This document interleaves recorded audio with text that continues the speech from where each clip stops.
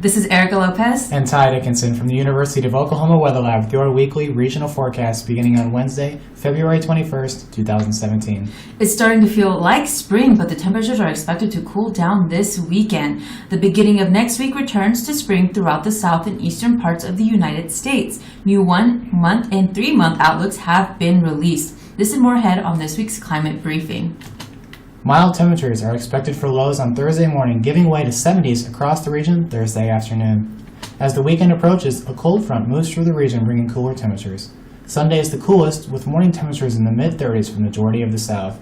This cold spell won't last long because temperatures are expected to warm back up for the beginning of next week. The 8 to 14 day outlook has great variability across the United States. A broad trough over the western part of the U.S. favors below normal temperatures in the region, extending over into northern plains. Below normal temperature probabilities are maximized around Idaho at 80%, and these probabilities decrease as you go south and east. These probabilities are flipped in the southeast with a probability of about 80% for above normal temperatures.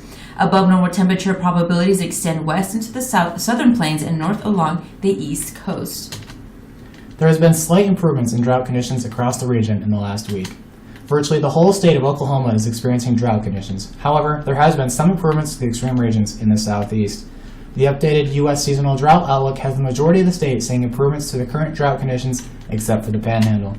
The Georgia region has also seen improvements to extreme regions in the last week and is also expected to have improvements in the coming months. Lastly, South Central Florida developed into a moderate drought condition in the last week. These conditions are likely to persist with further development in the southern part of the state. This outlook is valid through the end of May. Some scattered storms move through the southeast Tuesday night. However, as the week progresses, there does not look to be much in the way of significant rainfall. This does not bode well for the region as seen previously in the current drought monitor.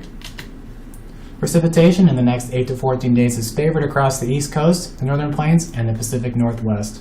These probabilities are highest in the Appalachian Mountains and in the western part of the UP of Michigan at 50%.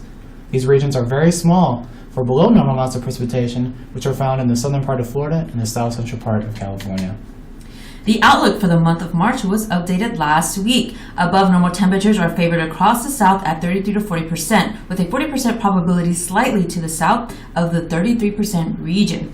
The rest of the U.S. has equal chances of below and above normal temperatures except for the northern plains region and into Montana, which have a 33 to 40% probabilities of below normal temperatures.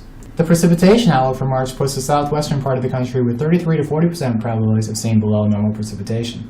The southeastern and northwestern plains have probabilities between 33 to 40% for above normal amounts of precipitation. In the next 3 months, the majority of the United States is expected to be above normal for temperatures. The highest probabilities are seen in Texas, New Mexico, Oklahoma, and parts of Northeast with a 50% chance of above normal temperatures. The eastern part of the country is expected to be at 40% chance above normal. The 3-month precipitation outlook puts the southwestern region between a 33 to 40% chance of below normal amounts of precipitation, much like the March outlook. 33 to 40% chances of above normal precipitation extend throughout the north. The rest of the CONUS is at equal chances of below and above normal amounts of precipitation. Once again, this has been your forecast brought to you by the University of Oklahoma Weather Lab, a top academic weather and research program in the United States and partner of the Southern Climate Impacts Planning Program. Watch for your forecast Wednesdays on the Oklahoma Weather Lab channel on YouTube.